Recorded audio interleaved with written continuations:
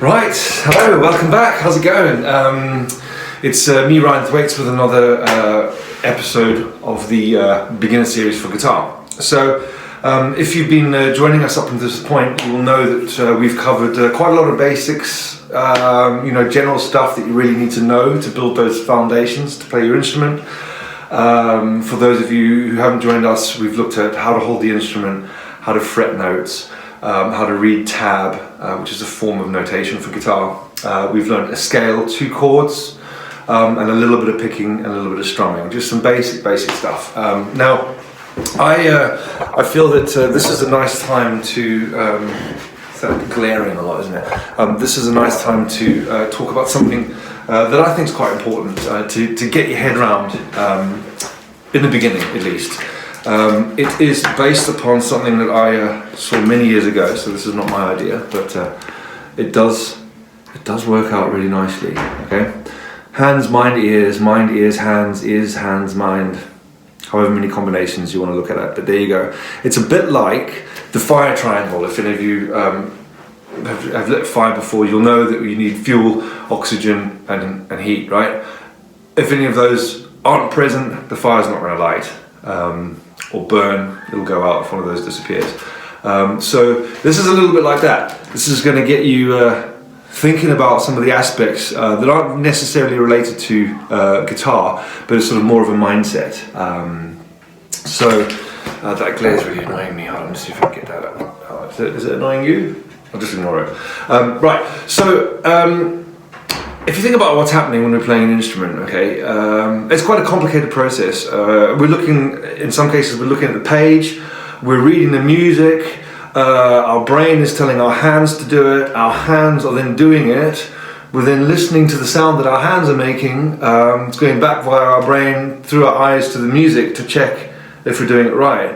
And we also have to know what sounds right, so we're possibly listening to an audio example of it as well. So it's quite a difficult process, especially when you're starting out. It can be quite daunting, but it does become easier. So with this in mind, if you kind of think about all these things the whole time, right? We're using our mind to kind of focus what we're doing. So if we're learning a chord, we're focused on the music, we're focused on what our fingers are doing, and that's what's directing the thing. We're obviously using our hands to play, and this is something, a little side deviation that I want to talk about a bit later. And we're using our ears to inform us if it's right. Okay, so it's just a little philosophy, and that's going to allow you to play well, whether you're learning somebody else's songs, whether you are writing your own songs, because after all, music is an art, and creating music and expressing yourself and channeling your emotion.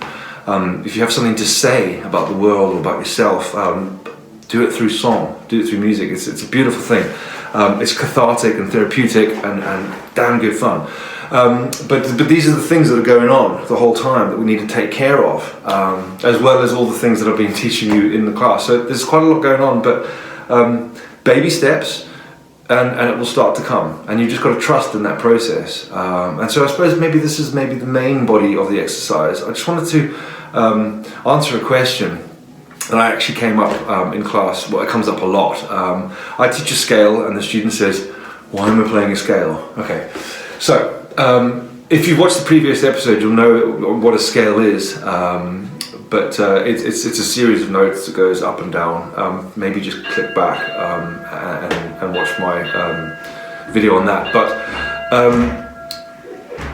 essentially, if the analogy I used or like to use is of a tennis player. Okay, now, a world-class tennis player is going to be practicing a lot of tennis, but they're also going to be in the gym, and they're also going to be swimming, and they're also going to be running. Okay, the reason why they do that is to strengthen their body, to strengthen their heart, to strengthen their muscles, their coordination.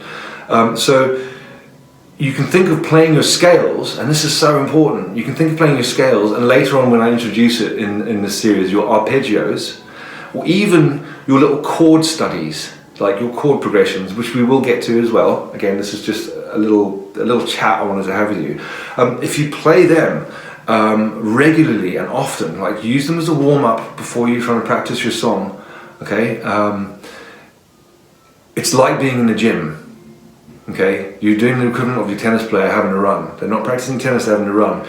You're not practicing a song, you're practicing your scales. Okay, you just got to trust me on this, because it's going to strengthen your hands, it's going to strengthen the coordination between your hands, it's going to improve your flexibility, your speed, it's going to improve your ear, because the scales are essentially teaching you how notes sound in relation to each other, and therefore it's going to help you with how chords are made and built, which is kind of what arpeggios will do as well.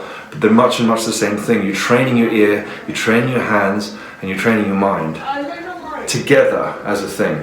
And that's going to allow you to go on to learn many songs and hopefully write songs, which is something that I will cover in the future as well. So trust in the process. It's tricky, it can be frustrating at times. But I promise you, if you just take little baby steps, you'll see progress. Practice regularly and often, and it will come. And you will get enjoyment from it as you get better. You'll get more enjoyment from it. You'll want to play more. When you play more, then you get better and you get more enjoyment from it. You may hit a few brick walls where you feel like you're not getting better, but that's normal. Just play through it, or maybe even have a break from it, okay? But regular and often. Playing an instrument is something that you can take with you for your whole life, right the way to the end. You'll never master it. There's always room for improvement. There will always be somebody that's better than you, and there will always be somebody that's worse than you. So you're on your own journey. Follow that journey and enjoy it, and be humble in the presence of other musicians. Okay, that's it. See you next week for something where we actually play some guitar. All right, take care. Bye.